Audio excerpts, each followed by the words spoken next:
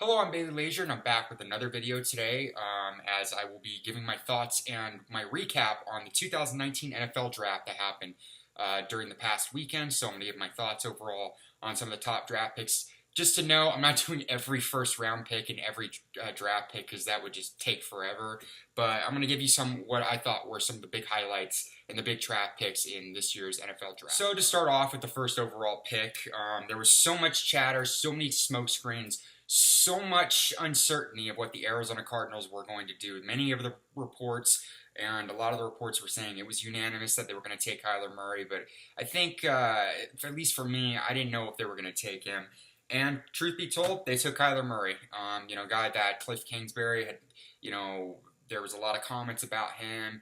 That Kingsbury wanted him before he even had a job in the NFL. So there was a lot of chatter that he wanted him. This was the fit. I really think this was a Cliff Kingsbury kind of decision. Steve Keim and him probably went back and forth, and there was uncertainty if this was the guy that they wanted to fit moving forward. And I think Kingsbury probably was the final was the final decision, probably the final pick of what the Cardinals were going to do with this pick, and the Cardinals selected Kyler Murray. This obviously brought up now was what were they going to do with Josh Rosen now, considering they traded up and got him, and they eventually in the second day of the draft they traded him for a second round pick. As you can see the full details of that trade in the description. My overall thoughts on the pick. Now I did another video basically of my initial reaction. So now that the picks happen and I've had a few days to take in what has happened. Not a knock on Kyler Murray. He's a great athlete, and truth be told, he probably did fit in Kingsbury's system. But I'm not a big fan of this because the Cardinals did not play a waiting game at all, and it doesn't make me think they're going to play a waiting game with Kyler Murray, considering the next couple of drafts, Tua from Alabama and eventually Trevor Lawrence in a few years is going to be eligible. So if Kyler Murray didn't have that much, if Josh Rosen didn't really have a second chance to start, what does this mean for Kyler Murray? The Cardinals, this is a high risk decision, and this is why I don't like it. I feel like with Steve Keim, he kind of needed to make a big flashy move to basically save his job. And this is he basically has no room for error. If the Cardinals have a season similar to that they did last year, then it's gone. He's gone. If Kingsbury has, if the Cardinals literally, if they have an over 10 loss season, I can see Kingsbury being fired as well. So a lot of jobs are on the line with this decision. As far as the pick is, my grade I'd give this pick, I'm going to give it a C. Listen, like I said before, Murray's a great athlete, but I think especially what they got for Josh Rosen, considering and they kind of made a total screw up by not trading him before the number one pick was selected. I think had he traded him before the pick was selected, a lot more teams, I think his value would have been a little bit higher, and I think the Cardinals' intentions would have been a lot more clearer, and I think I would have been a little bit more forgiving of giving up on Rosen after 1 year, but they took Kyler Murray and they traded Josh Rosen for what they traded for him. So I give it a C. Pick was one of the Cardinals' division rivals, the San Francisco 49ers. Now, obviously the 49ers had a disappointing season, but I mean, truth be told, they lost Jimmy Garoppolo, their starting quarterback, after a couple games last year, so it was expected that they were not going to be as great. They took the player, probably the best player available at that point after the Cardinals took Murray, a player that they really wanted to fix up their defense, and they got a big pass rusher in Nick Bosa. I'd give this grade an A. I think the 49ers definitely wanted the best player overall. They didn't need another quarterback. I think the big thing I think going forward is that Jimmy Garoppolo can stay healthy, and we've only really seen a sample size of him in a couple games. With the Patriots when Tom Brady got suspended for 4 games, when the Patriots traded him the next season, and we saw him start in 6 games, and then the 3 games he started before he tore his ACL last year. So I give this grade an A. But, listen, it's not, there is a little bit of risk. Nick Bosa had his injury troubles in college in his last year, so there is a bit of risk element, but I think overall the 49ers, they took the best player available, and he definitely Nick Bosa definitely be a nightmare for some of these quarterbacks in the NFC West for years. The Jets didn't really need to fix were the next pick. They didn't really need to fix anything with their offense. They took the next player available, a guy that the Cardinals were actually even looking at to possibly being number one, which is Quinnen Williams. I give this grade an A. I think this was another good job by the Jets. They took the best player available, and they took Quinnen Williams, and I think this was a really good pick for them. And I think he could definitely help their defense out. I think Sam Darnold's able to develop a little bit more now that he's got his rookie years out of the way. The AFC, I feel like is, the Patriots still have a stranglehold on the division, but I think the Jets, if Sam Darnold's able to have a bounce back year and is a little bit more consistent this season, maybe the Jets can contend for a wild card spot. But I think the Jets, they did a great job improving their defense and got, maybe a player that a lot of people think is better than Nick Bosa, Quinnen Williams. So the Raiders had 3 first overall picks due to the trades that they made. The high pick from being one of the worst teams in the league last year, trading Khalil Mack and then trading Amari Cooper. So with the 4th pick, with players like maybe they were talking about maybe finding another quarterback. There was Haskins. Dwayne Haskins was available. There was Josh Allen. That would have been a great solid player to potentially replace Khalil Mack. There was even Ed Oliver. They took Clelin Ferrell from the University of Clemson. Actually, a lot of their draft picks were players from Clemson or Alabama. So it's basically like the Raiders organization watched one college football game, and it was the national championship game, and they took him. That wasn't the only pick. They took Josh Jacobs from, I believe, is from Alabama. Obviously to fix their run game, replace Marshawn Lynch. And then they took Jonathan Abrams, safety, at 27th from Mississippi State. So my overall grades on this, it kind of fluctuates, but I'll give it a D+. Listen, they could have taken Allen. I feel like the Raiders, they didn't take the best players available. I think out of all of them, probably the best pick that they got, and the one I think that filled a hole that they needed was Josh Jacobs. But if they didn't even have to take Allen. They could have taken Ed Oliver. I think that would have been a good pick for them. But Clelin Ferrell, listen, I don't follow college football that much, but I knew Allen was probably the best player available, and I expected him to go into the top 5, and somehow he fell out of it. But definitely, I think the Raiders definitely could have done a little bit better, and that's why I'm not really confident with how they approached 3 picks, which could have changed their game and definitely positioned themselves very good for the next year or two once they moved to Las Vegas. The Tampa Bay Buccaneers had the 5th overall pick, and they took Devin White, linebacker from LSU. Not the first time that Bruce Arians' team drafted a defensive player from LSU. Obviously, in the 3rd round, they took Tyrann Mathieu. In the first year, he was with the Cardinals in 2013. I think in the 2nd round that year, they took Kevin Minter. So, Bruce Arians has a history drafting LSU defensive players, but I think this was a good pick for them. Not great, but not bad either. I give it a B. I think it's a good. I think the Buccaneers. I think the big thing for them is going to be Jameis Winston. This is possibly his last shot, and he's really got to improve if the Buccaneers want to go anywhere next season. And then here comes the New York Giants. Obviously, they traded Odell Beckham, so they had another first round pick at 17. So the big question mark was, are they going to address the quarterback position, considering Eli Manning is pretty much at the end? He may have one more season, but he's just not the same, and I don't know how much production they're going to get out of him. So they obviously needed to draft a first round quarterback in the first 2 rounds at least.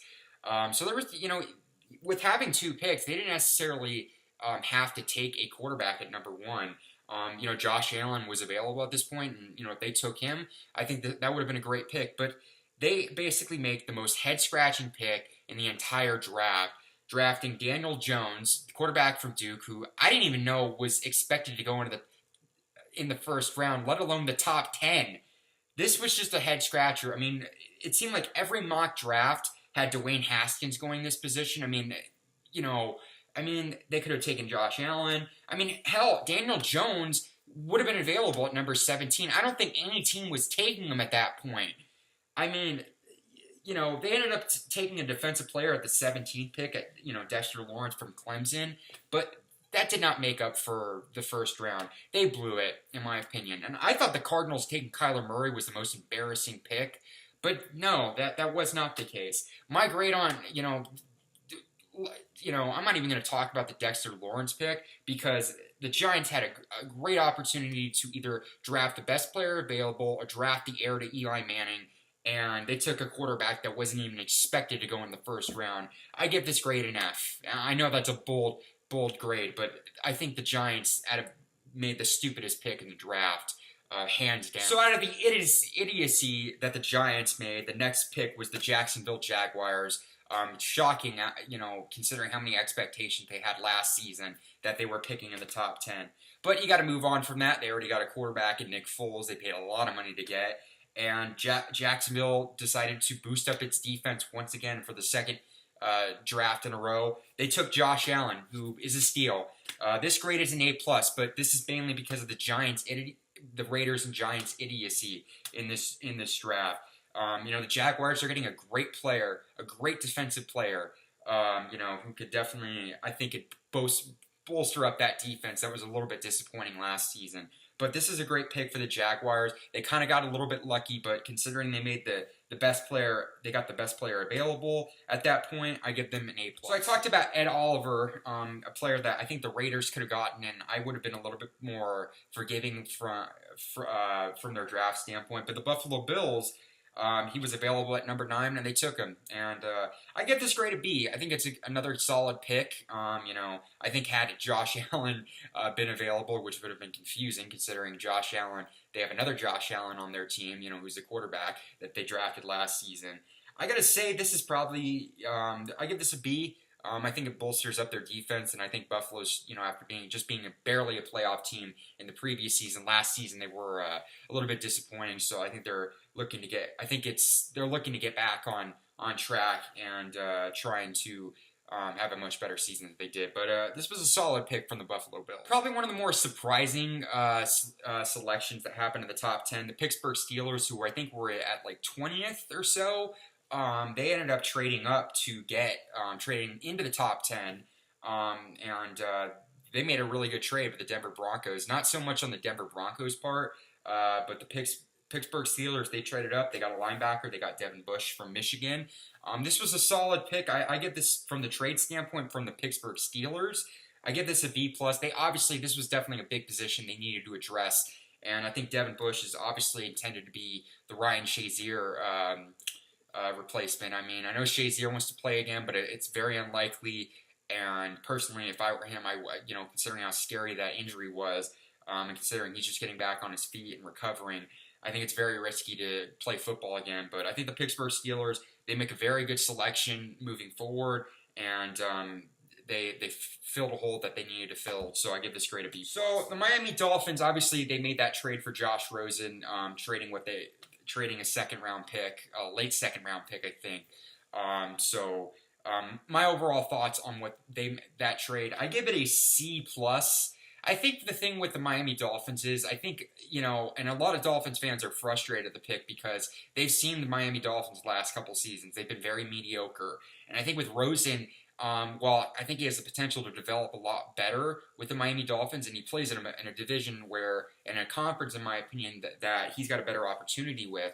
I think the thing is, the Miami Dolphins, it's, the talent around him, I don't think helps him out. And, the Miami Dolphins were obviously a better team than the Cardinals were last season. But I think the problem is, I think Miami Dolphins kind of realized, Rosen has potential to he could either be a surprise or they could be still in the same kind of mediocre 7-9, sub 500 record. I think a lot of people Dolphins fans wanted to see them tank next year so they can have an opportunity for a guy like the quarterback from Alabama, Tua. So, they didn't like that pick. In the first round, however, they did take a solid defensive player, Christian Wilkins. I give that grade a B-. The Rosen trade, I give them a C+. They didn't have to give up a lot for him, but at the same time, I don't know how much better that Josh Rosen makes the Miami Dolphins. He's definitely an upgrade over Ryan Tannehill, but there's a lot of question marks there, and I don't know how much he improves the team going forward. So this has been an interesting offseason for the Washington Redskins. They were just sitting there at number 15. You know, there was rumblings that they were trying to trade for Josh Rosen. But after the Giants decided not to take Dwayne Haskins, they decided, you know, we're going to stay pat. We're going to stay where we are. And, you know, they capitalized on some teams just making idiotic draft picks. And they took Dwayne Haskins. Obviously, they needed to make this. Obviously, Case Keenum they traded for, but I think with Alex Smith out, possibly never going to play another down of football, they needed a young quarterback, and they got that. The Redskins, I think, you know, they've thrown money in free agency. They haven't made the greatest draft picks in the past 10 years, but I think this was a solid pick for them, and I give them an A. They're kind of like Jacksonville. They benefited from the Giants making stupid draft pick choices. And, you know, so they kind of got lucky with their pick, but they were smart enough to make the right decision. And I think taking Dwayne Haskins, who, other than Kyler Murray, is probably the best quarterback available. And he was probably, before Murray even declared for the draft, he probably would have been the first quarterback taken in this NFL draft. But, and I'm shocked he was the third quarterback taken. But the Redskins capitalized, and they got a solid pick with Dwayne Haskins. So as far as the rest of the draft is concerned, I feel like I got kind of the first half of the first round. The Ravens, they took Marquise Brown, who they definitely needed a receiver. This is obviously Marquise Brown. He's the cousin of Antonio Brown. And from I don't know a lot of background on him, but from what I heard, he's not really his cousin, so that's a good thing for the Ravens. They definitely need a wide receiver. They definitely needed to upgrade at that position.